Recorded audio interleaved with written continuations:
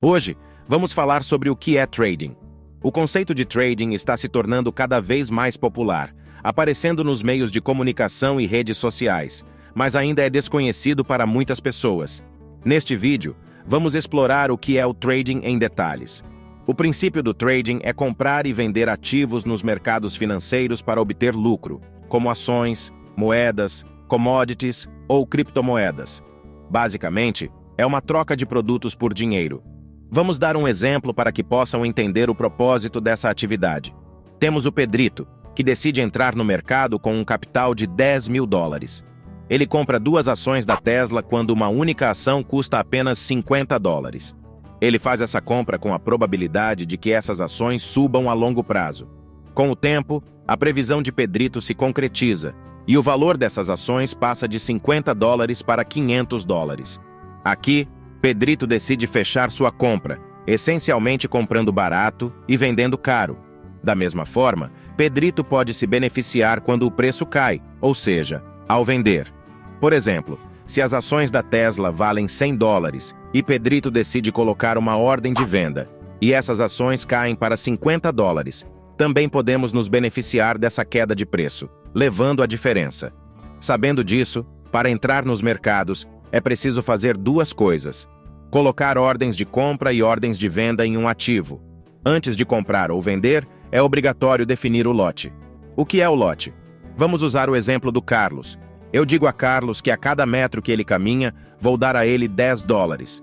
Se ele percorre um total de 10 metros, tenho que dar a ele o equivalente a $100. Algo semelhante acontece no trading antes de executar uma operação. Precisamos definir o lote, ou seja, dizer ao preço do ativo que, para cada ponto que percorrer, será equivalente a uma certa quantia de dinheiro, seja a favor ou contra. Por exemplo, se executarmos uma ordem de compra no euro-dólar e definirmos um lote de 5, estamos dizendo ao preço que, para cada ponto que se mover, deve nos dar $5. Isso significa que, independentemente da direção que o preço tomar, ele adicionará ou subtrairá $5 do nosso capital. Agora, vamos falar sobre uma ferramenta super útil ao operar: o Stop Loss.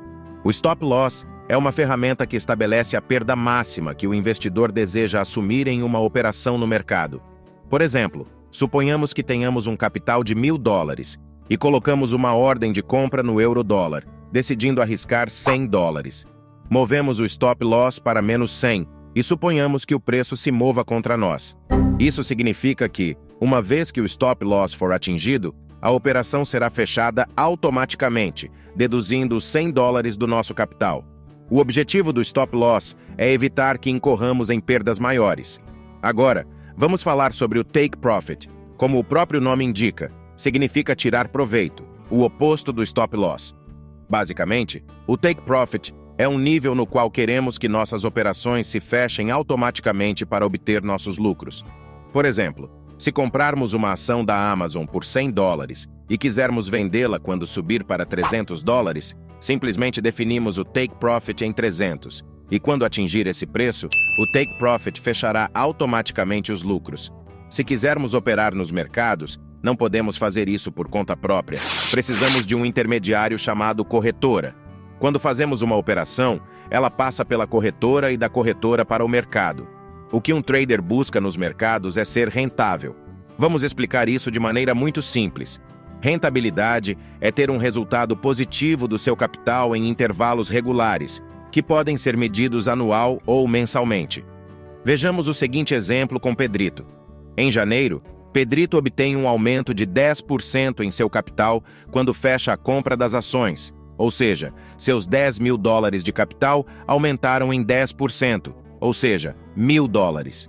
Em seguida, em fevereiro, Pedrito fecha seu capital com um positivo de 6%. E em março, ele obtém um aumento de 3%. Neste exemplo, podemos ver algo muito evidente. Mês após mês, Pedrito tem sido rentável. Não importa quão pequena seja a porcentagem, isso é sucesso no trading, ou seja, rentabilidade. Agora vamos falar sobre o que não te dizem sobre o trading. O trading não é tão fácil quanto é retratado nas redes sociais e na internet em geral. Se tivéssemos que definir o trading, seria a maneira mais difícil de ganhar dinheiro fácil. Dizem que 95% das pessoas que fazem trading perdem dinheiro.